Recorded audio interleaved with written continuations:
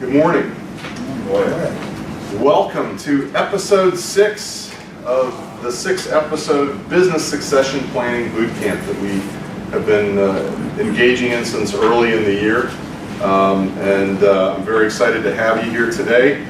We're going to be talking about post-exit planning. Is retirement really an option today? Do we really have that as an option for ourselves, for clients, given the economy, given the way things are going with Social Security? We're going to talk about that a little bit.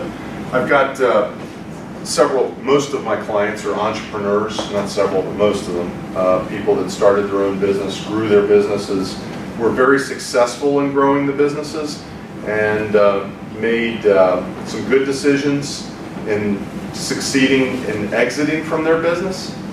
Some of them made really bad decisions when they exited the business. So they started a new business, or they bought a bunch of real estate, or they got involved in stuff that they had never done before. And without the guidance of us as financial and estate planning and legal advisors, they made some bad choices. And when they made these bad choices, they got themselves into trouble. So retirement really wasn't an option for a lot of these folks. We'll talk about post-exit planning. So we've gotten all the way through from starting the business, launching it, growing and soaring it, navigating rough waters, figuring out how to plan for the exit. Let me revisit some of the other sessions and what we talked about in the beginning, just to refresh your memory. And if you ever want to go back and listen to any portion of any of the segments, they're up on the internet.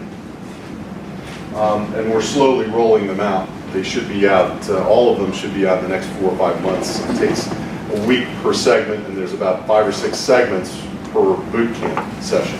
So we'll roll them out slowly just to get them on the internet. Launching the business was, of course, all about doing a business plan, creating a mission, value statement, and having a strategy and goals to build the business, and building a team of professional advisors around you, people who could really help you grow that business. We were trying to figure out whether or not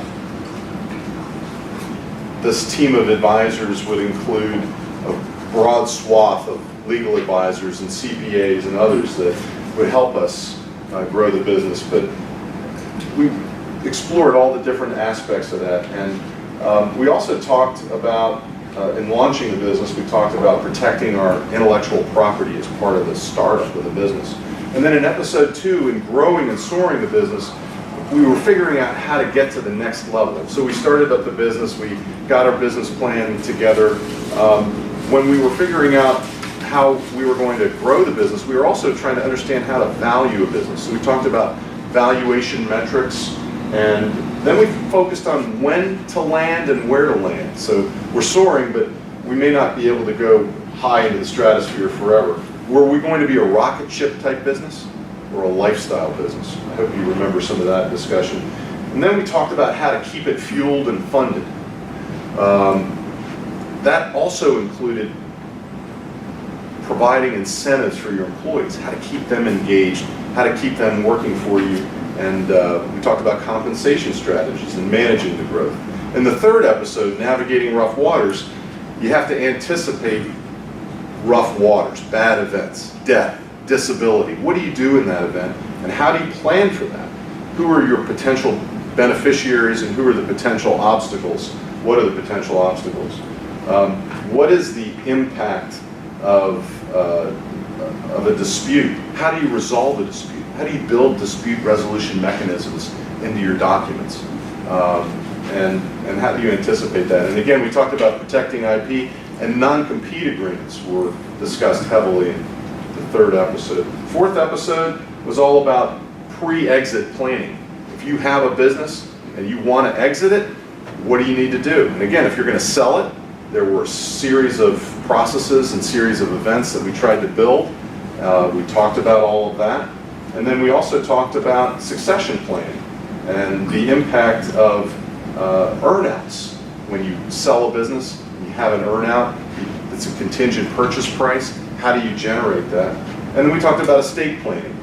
some of the estate planning tools and the team that you need to exit the business. And of course, episode 5 was really focused on anatomy of a merger or acquisition, all the things that go into buying and selling a business and the details of the acquisition agreement. So we talked about all that. It's great. So here we are. We've sold our business. We're ready to move forward. Are we ready for retirement? And not all of our clients are selling their businesses. They may be doing other things. They may be executives with financial advisory firms. They may be executives with banks or in the financial industry. Let me give you an example of where things don't always work out and what happens in retirement. Don't let an early termination stop you either. And that's the key message of today, is that you never know when retirement is going to occur. And we have to figure out what we're going to be doing. We have to be planning for the exit whenever that is going to occur. So there are a lot of risks if we do decide to retire today.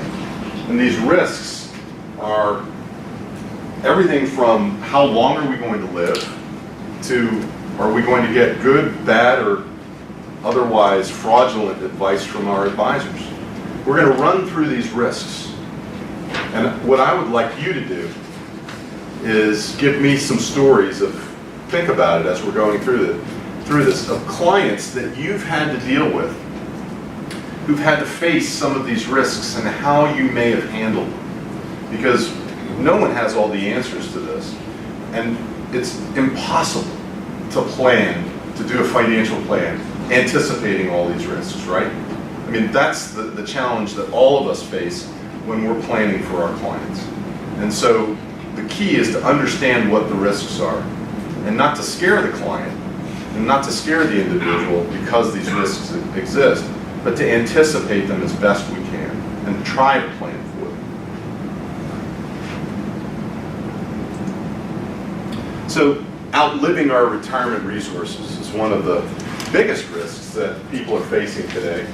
On average, 56% of all women and 55% of all men are going to live beyond age 83. That's a lot. That's a huge portion of the population. So we're living a lot longer. We're talking about, living past the age of 100. The insurance tables are ratcheting up to 120. And so the question is, what is the likelihood of that occurring? So we have to figure that we may need to live longer and we're going to need resources for that longer period. Another big question that no one has an answer to, but we have a lot of statistics, and it's been on the forefront of everyone's minds since the early 80s, really, and it's evolved since then, is whether the Social Security system is going to be solvent. Are we going to have enough money to pay our Social Security benefits? Well, we know that 77% of all workers in the workforce believe that Social Security is not going to be there for them when they retire. That's a really ridiculously high percentage. They think Social Security is going to run out. Well, in fact, if Congress doesn't do something, and that what they usually do is they keep raising the ceiling on Social Security wages. If Congress doesn't do something, Social Security will run out. It'll hit the trust funds will be depleted by 2034. Well, that's only 17 years from now. And that number, that time period has continually shortened since the 1990s. So, and it's predominantly because of the baby boom generation retiring, and we're the largest segment of the population, which will have an impact. It won't wipe out all benefits that are available for you and me, but it will reduce our benefits by as much as, on average, $5,400 a year. So if people are building in Social Security into their financial planning, that's a significant dollar amount that we have to do away with or figure that it might not be there in the future. By the way, the Social Security ceiling for 2018 is rising to $128,700. So under that level, you pay Social Security. Over that level of earnings and wages, you do not continue to pay the Medicare tax.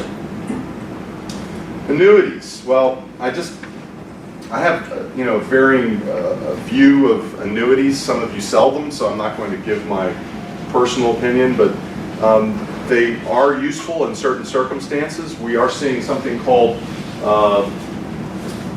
longevity insurance, that is also known as qualified life annuity contracts, or longevity annuity contracts, and they actually were permitted and approved by the Congress in some changes that were made in the last several years. And they're subject to certain requirements. For example, these annuities work such that you pay a single life premium or single premium to purchase the annuity, but it doesn't start to be paid until a certain age, usually around age 80. It can go as high as age 85 to start being paid. And so what it's doing is it's providing you with additional income that you might not have been able to get as you survive past the age of 80 or 85. And that's not a bad thing to have, but you need to have other weapons in your arsenal as well.